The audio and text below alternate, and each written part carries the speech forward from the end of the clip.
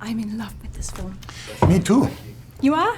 Yes, very much so. I mean, when Alfonso Cuarón saw the movie, he said, you're channeling your 14-year-old girl, inner girl, you know, and it is. It's a movie that is very dear to me because it's one of the 3 movies I've made that I like the most. And it's a movie that is very linear and very complex. It's a movie that is very violent but very delicate. And it has this contrast that I like. And it's a great love story. It is, isn't it? I mean, I feel, without spoiling the ending, what I love is it's a movie about love. And it's a movie about what it is to be a female, you know, in many ways. And it all ends in a beautiful moment between her and him. Very, very beautiful at the end, very serene, where she finally realizes what love is. And it's not magical, and it's not romantic, and it's not perfect, but it's love. And I love that moment, you know. Are you a fan of romantic movies? Yes. Well, yeah, but romance, I don't like just the romance comedies. I like this gothic romance, which is a mixture of the painful and the beautiful and the dark and the light. You know, I think that is much easier for me to digest the beautiful moments if they are surrounded by more darkness. You know, I find the contrast much more illuminating.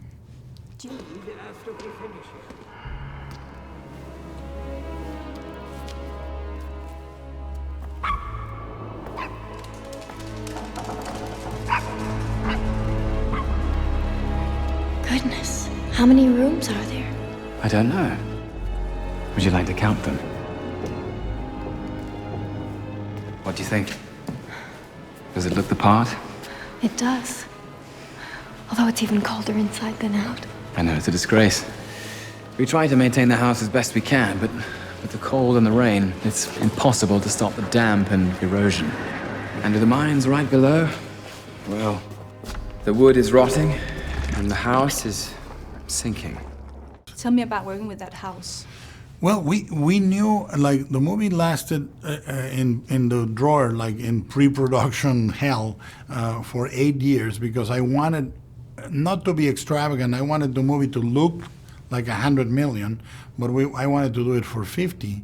And they really didn't want to do that because it's R-rated, it's female-centric, you know, and it doesn't quite conform to the normal expectations.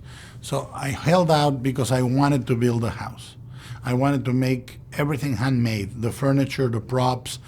You may not have noticed, but for example, the furniture we made in 2 sizes. We made it smaller and larger, so when she is feeling strong, the furniture is a little smaller, like 25%. And when she's feeling weak, the furniture is 30% larger. So she looks like a little kid.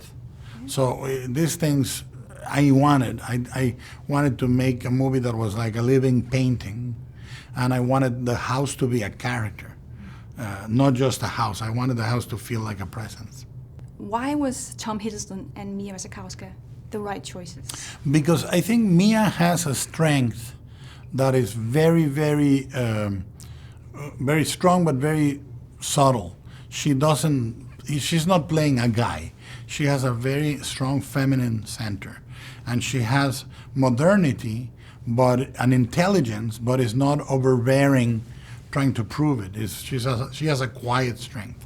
And Tom has a fragility, like an empathy. You know, he is a tragic character, and he has this beautiful vulnerability. And these guys are doing horrible things. And it's great in a movie for me when at the end of the movie you understand the villains as much as you understand the heroes. That's the essence of Gothic romance.